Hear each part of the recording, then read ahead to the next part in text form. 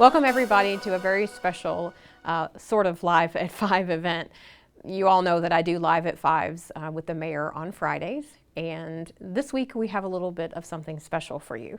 In light of everything that's been happening in the world around us and all of the trials that we have faced collectively as a community, I thought it would be very important for us to have a rich conversation with two leaders of our community who are here to help guide us through and maybe just have some inspiring thoughts for us.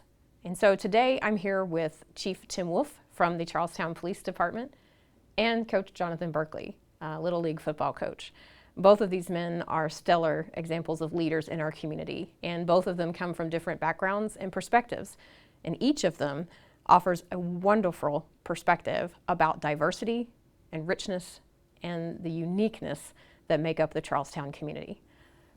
Thank you guys for joining me today for this conversation. Thank you for having me. It's kind of calling it a community conversation. I thought it would be good for us all to get together, talk about some of the trials we faced collectively as a region and as a nation right now. Both of you are extremely well known in our community because of the roles that you've played, but for those who may not exactly know who you are, can you just kind of give us an update, tell us about your background and what you're doing these days? And Berkeley, we'll start with you. Sure.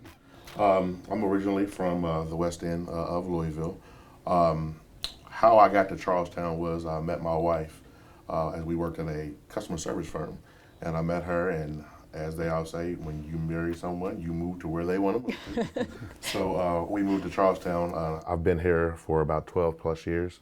As soon as we start having children and they were old enough to play football, I wanted to be their coach. So I started off coaching football with my children. And after that first year, all those children became my children, and it became a passion of mine. So that's what I love doing. My wife is from Charlestown originally. Her grandfather used to be the mayor of Charlestown. His name is Bobby Braswell. So that's how I got here. That's a little bit about me. We have that in common because I also am a spousal transplant. Absolutely. I came here because my Absolutely. husband was Absolutely. from here. So, but it's been good. I mean, I wouldn't go anywhere else now. Wouldn't so, change anything yeah. about it. Chief, how about you? Well, I am not a spousal transplant. I grew up in Charlestown, went to Charlestown High School, graduated in '97. I became a police officer here in 2002 as a reserve. 2004, I was hired full-time. I've served as school resource officer. That's how I become to know Coach Berkeley here, had his kids in school. And after that, I served as assistant chief and now as chief of police for about almost 6 months now. So. How's that going? Yeah, it's going pretty good. I'm having fun. Good. Since this is a conversation about Charlestown, it seems like a really good place to start would be with where you see our strengths as a community. Coach, I know you've been very actively posting on your social media about what do you call us? You call us a unicorn. Charlestown is the unicorn, and the reason I say it is because it's unbelievable the unity that this place has. It's natural, it's natural to these people. I've said in a couple of posts that I'm not naive to think that everybody, is the same. But from the interactions I've had the last 12 years, it's plain to see I'm just coach. I'm nobody else but coach. I'm not the colored coach. I'm not this coach. I'm just coach. And that's the strength of this community. The togetherness and the unity of this place is unbelievable. Chief, what makes Charlestown unique from your perspective? I've grown up here, like I said, all my life, and I've always felt safe here. Charlestown's a place where, you run into JC for 5 minutes, get a gallon of milk, and you end up spending an hour and a half because you run into, so many people that you know. And I think it's just a close, tight-knit community, and it's just, anywhere you go in town, you see somebody and you throw a hand or you stop and have a quick conversation and things like that. And I think that's what makes Charlestown special. It's, you literally know everybody here. You mentioned the JC store, and I just have to say that was one of the most eye-opening things when I came here with Ed, my husband, right away. We were literally in the produce section, and I had never seen this woman before in my life, but she grew up with Ed and recognized him. She's like, "Oh my goodness, you're back!" And she came over and gave him a big hug and kiss on the cheek. And next thing I know, she was giving me a big hug and kiss on the cheek, and I was like, "What was that?" And Ed said, "This is Charlestown. Yeah. Get used to it." It's the way it's my experience the whole time I've lived here. My parents always told me, always watch what you do because you never know who's watching you. And Charlestown's a big example of that. So you always want to be your best because you always know that somebody's looking at you. It's a small place, so But that's good and bad, isn't it? Yeah, I mean, it has its positive and it has its negatives, but right. if you are who you are, which is a positive person all the time, I don't think you really have anything to worry about. Right, right. Of course, I imagine it's a little bit harder for teenagers knowing that everybody's watching too, because you know that the parent's going to get that phone call before they get home. Oh yeah. When I was in the schools, that's something would happen, and I knew I was going to find out about it at some point. Right. Absolutely. So you both come from a little bit of different backgrounds, obviously, and you have different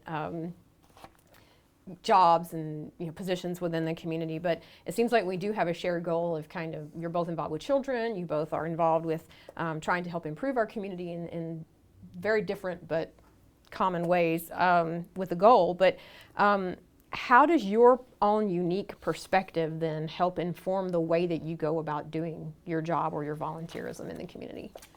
As we were talking, I take my job as a coach seriously. Some people may think that it's just a football, it's just a football coach, but you're teaching life lessons in this as well. And when you are teaching these kids, you're not just teaching them football, you're teaching them life.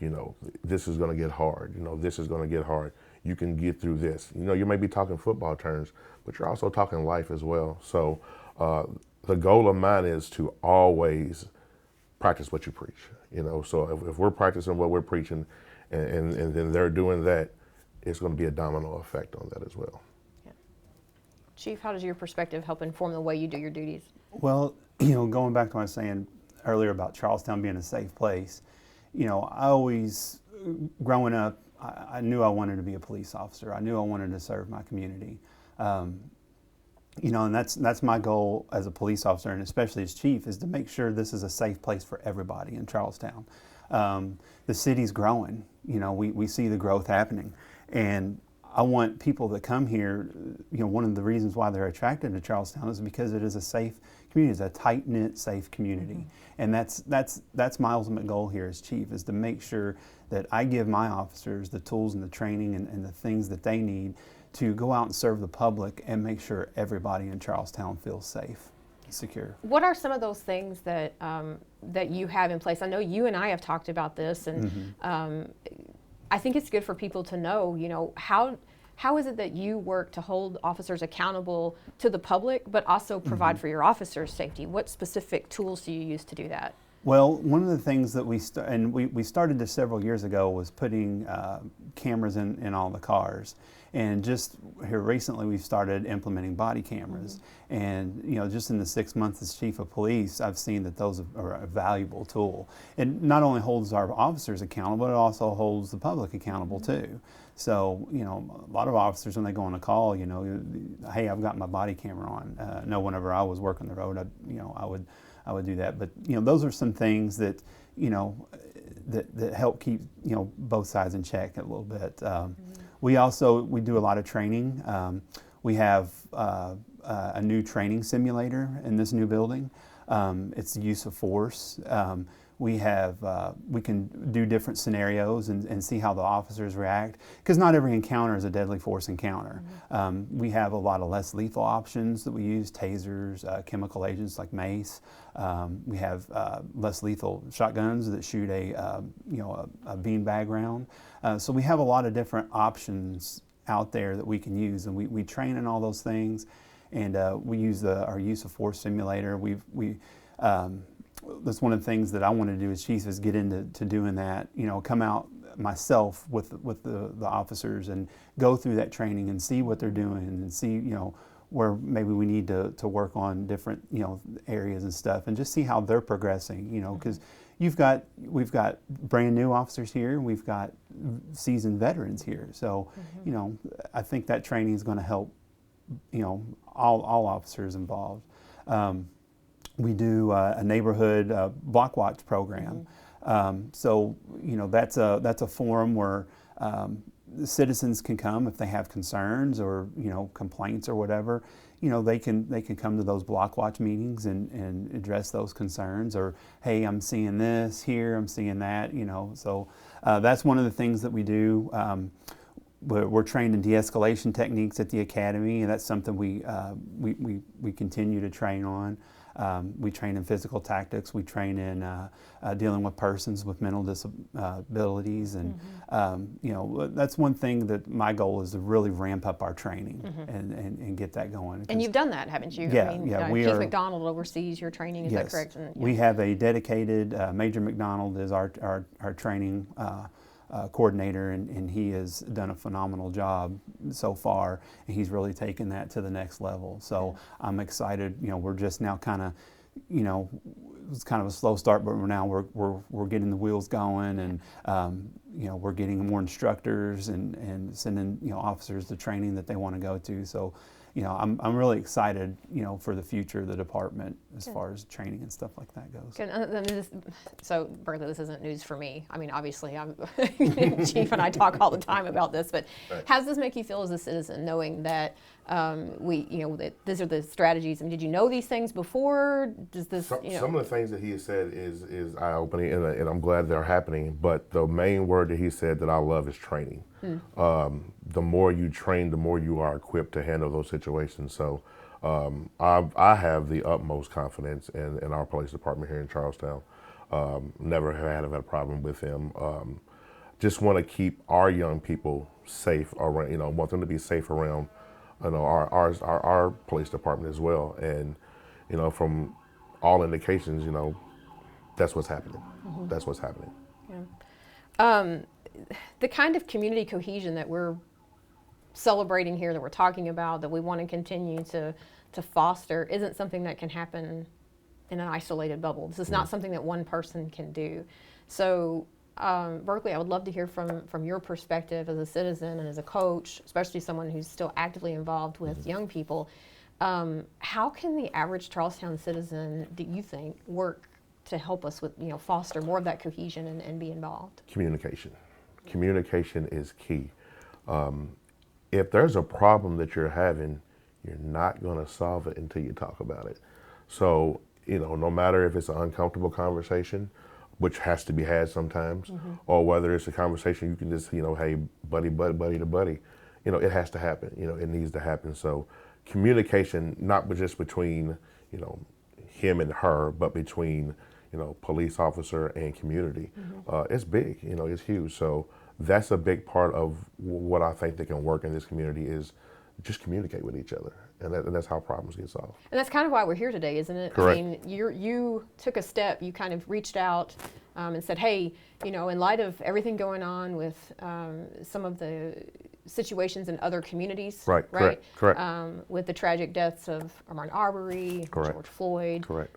Breonna, Absolutely. these are things that really came to the forefront Correct. for you personally. Right. And I know you had reached out, and so I'll kind of throw you both on the spot there a little bit and say, well, that's where this started was, you reached out, we organized a conversation with you, me, and Chief, and then we decided to come and share Correct. bits and pieces of those themes that we pulled out with the community to say, Correct. hey, that communication, that transparency, that involvement is so important. Correct. You just don't want that to happen in our community, and we want to be proactive so it never does happen. Right. I'm not here to say, I want to protest, I want to do this. I'm happy with where I am and where the city that I live in. And I just want to make sure that we stay that way. What would you say to someone who maybe, you're one person, and we're not going to pretend that you speak for every single Correct. man or black man or anybody. That would be Correct. wrong, right? Correct. So what would be the advice for someone who is concerned or has, a different opinion? What would you say to those people? Voice your opinion. Voice your opinion. Let them know that you have concerns. There's a way that you can come to people and talk to them. So you just want to make sure that there's respect on both ends. And that's how you get things accomplished. All the bickering and arguing is not going to solve anything. All the blaming is not going to solve anything. Let's focus on the facts and what we can do to make it better. all the stuff in the world is going to happen. It's happening. We're seeing it happen. What are we going to do to fix it?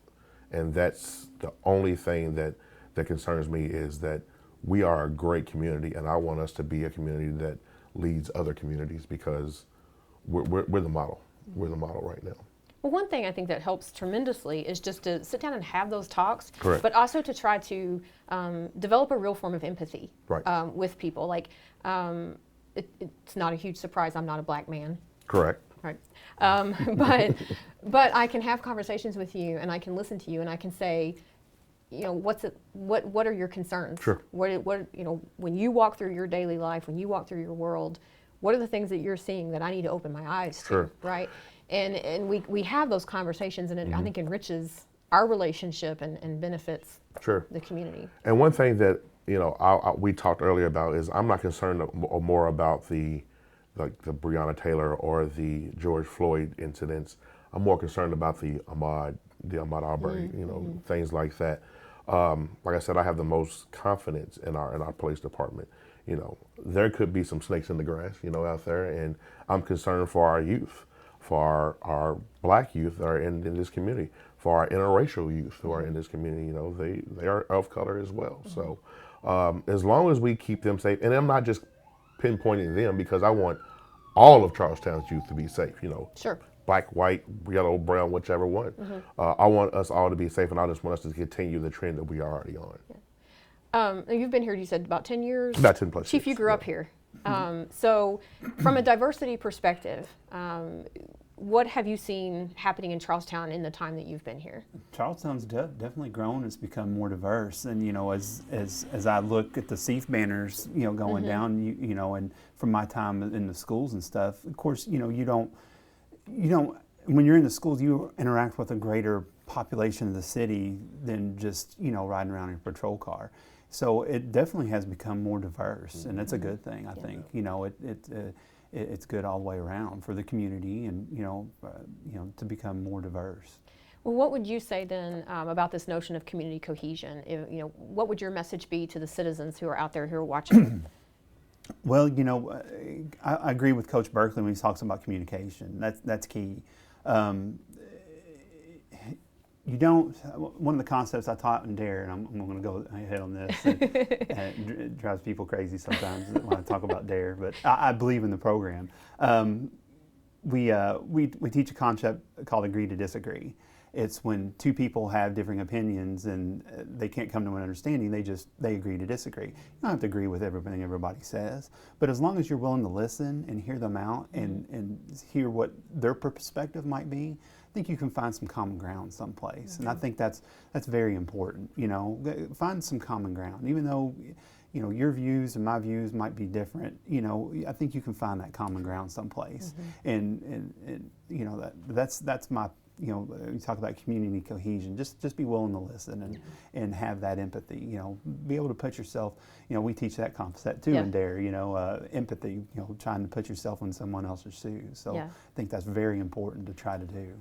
There's a big difference between hearing and listening. Yes. And listening is definitely important. So I definitely agree with what Chief just said. Right. And, you know, going back to my school days, I'll go back to my school days too if we're going to do that. One of the things that we used to teach folks in communication courses is, you know, the difference between listening and hearing. Yeah. That unless you have a hearing impairment, hearing is just that actual biological sound, you know, sound bouncing off your ears. But when you listen, it takes that active engagement. Correct. It takes sitting down and seeing the person in front of you and engaging with them and actually freezing your own thoughts and just really paying attention to what they're saying from their perspective. Right. And so, I mean, I'm thankful that both of you are willing to do that. You know, it's a bold move that you're making. It's courageous to get out and say, hey, we're different, but, you know, we all have the same goal here for our community. Correct. You know, another thing from DARE class, we actually have an exercise where we practice active listening, where, you know, I have students pick a topic, and then I tell one student not to listen, and so I would try to tell you about my topic, and then you would turn your head or look away or do something else,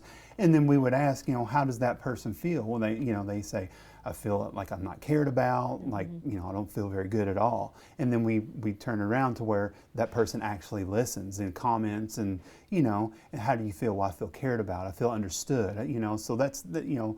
when you talk about Yeah. difference between hearing and listening, and there's a big difference. That active listening is very important. Absolutely. It is. It is. Absolutely. And then, of course, now, we're in 2020 and social media has been around for quite some time. And I think we've all off-scene had conversations about how that can be both a help and a hindrance. Right. And so Right. as we're working on building our community network and taking those things that make us this unicorn of a community, as we're hoping to highlight on those, how can we manage that on even our social media platforms? I know, Berkeley, you're very active on social media, Chief. You Yeah. tend to keep a low profile there. So, how do we manage that in a way Well, that's ethical, responsible, informational, but fair? people are going to say what they want to. People are going to post what they want to. It is up to us to ignore that. It is up to us to, not to, a lot of times they're posting this stuff because they want you to engage. They're trying to pull you in. Look, if you don't agree with something, ignore it. Just ignore it. Keep going to the next one. And that's why I try to post a lot of positive energy things. I want to post stuff that people are going to share, so the next person can hear it, and the next person can hear it, the next person can hear it. But, social media is a two-edged sword, and it could be good, it could be bad. But I just try to keep the positives going, and when I see the negative posts, and they're out there, they're always out there, I just keep scrolling. Right. Or just, invite people to have this kind of a sit down. Sure. I mean, not on camera maybe, but, like invite people Sure. over to the porch to have a cold drink and just talk over things, or, There are times gather where there are people who are saying things on it, and I will go to their private message and say, hey, yeah. why do you feel this way? Yeah. Or, let's talk about this. Right. You never know until you talk to them. Sure. You never know until you talk to them. And there's a couple of instances where minds have been changed, Yeah. only because we've had that conversation. Yeah, and because we're all people. I mean, Right. and that's what I think we forget. We get so wrapped up in the messages Right. or in the memes or in the whatever Right. that we forget that we're talking and dealing with real, actual, live human Sure. beings. And, we're all concerned about our families. We're all concerned about coming home to our families. We're Sure. all concerned. Our goals are all the same. And so, I think this kind of open communication is important Absolutely. for highlighting that. Absolutely. Well, both of you have been very active and are currently, even in your roles, are very active with youth. And that was one of the themes that kind of came out of our private conversation that we had was the youth. How do we make change for generations? As a person who has studied historical, cultural movements and things like that in my former career before becoming mayor, it seems like it takes 3 or 4 generations for major significant change to really come about and happen, right? So the youth is always that spark of optimism with any kind of cultural change, and you've touched on that briefly, Chief, by talking about the diversity and growth. So I'll turn to you first on this one, and I'll say, what message do you have for our youth today about these kind of trying times that we're in? We talked about listening. Be able to listen. Have that empathy. One another concept we teach. The whole DARE program is about making responsible choices. Make sure you're making responsible choices, and that's what I emphasized to the kiddos whenever I was a school resource. It makes responsible choices. Gather all the information that you can before you make a decision. Think about the consequences of your actions. What are the positive? What are the negative here? Weigh those consequences. When you make a decision, think about, what were those consequences? Did I make a good decision? And that's the DARE decision-making model. I keep going back to I believe in that program. So, just don't act on impulse. Gather those facts, listen to what people have to say, and that would be my message to the youth, And as parents, we have to have meaningful conversations with our kids, Absolutely. I think, about what's going on. I've had conversations with my own daughter, and, about you don't want your kids to get all their information from social media, and it's very important, to sit down and have a good, informed conversation, fact-based, about what's going on in the community today. And that's just, that's going to help them to be good, informed adults. Absolutely. Coach, you've got a new season starting very soon, a whole new crop of young people to work with, and I know that really fires you up. So and excited. You absolutely love doing that. Yes. You don't coach youth football unless you really, really, really love it. Absolutely. It's about like Absolutely. herding cats sometimes, I imagine. So what message of hope do you have or advice for our young people? This generation is going to be so strong because of they've been through a lot. They've been through a lot. They've seen a lot. And as parents, we've told our children a lot of things. So keep going. Keep being strong. Keep doing what you're doing. Be leaders. That's the whole concept of what I do. I want to be a leader who creates more leaders. I'm not going to be doing this all my life. You know, as soon as my 7-year-old's done playing football, I think I'm done too. So You say that, yeah. But you want to grow more leaders. So Charlestown's a great place to live. You know, you got big cities 20 minutes down the road. If you want to work there, that's great. But come back here when you're done. Be another leader, and you can do the same thing I've been doing, teaching more kids, and then there's a domino effect, and it just keeps going. So teaching leaders is to be leaders. Mm-hmm. Well, now we have talked about, and I think we're ready to set a date for kind of a We Are Charlestown Unity Night. And it looks like we're going to set that for July 9th, which is a Thursday night, probably about 7 o'clock, gather down in Greenway Park, which has a very unique significance. Absolutely. As being the dedicated to the first African American family that settled here in Charlestown. And so it's after the COVID-19 reopening, so we want to be safe in all that we're doing when we gather, but just kind of a good night to come together for reflection and to meet each other. And I know that Chief has said that, you know, he'll have some of the officers there and everything, and Sure. We'll get our media folks to put that out so that we can invite people out for that and maybe have, you know, some invitations and just a time to come together to show how great Charlestown really is and remind ourselves of that, because it's been a heck of a year. I mean, let's not deny Right. the year we've had. Well, we're glad that you came to Charlestown Yes, 10 years ago yeah. and chose to make it a home. And Chief, of course, we absolutely love that you're still willing to serve our community. I've never had any regrets about Glad to do it. Glad to do you. it. Glad to have him. Absolutely. So thank you so much for tuning in for a special production of our usual Live at 5 with Chief Tim Wolf and Coach Jonathan Berkeley. We hope that this inspires people to have rich conversations themselves. And much like Chief, the mayor's office is always open. You can reach me by email at mayor@cityofcharlestown.com. If you have any concerns or just want to share a good story or anything else that you've got, we're always open to ideas and perspectives. And we absolutely love, what is it, the unicorn, as Coach Berkeley calls it, that we have here in Charlestown. We look forward to gathering with you in a unity celebration on July 9th, because we are Charlestown.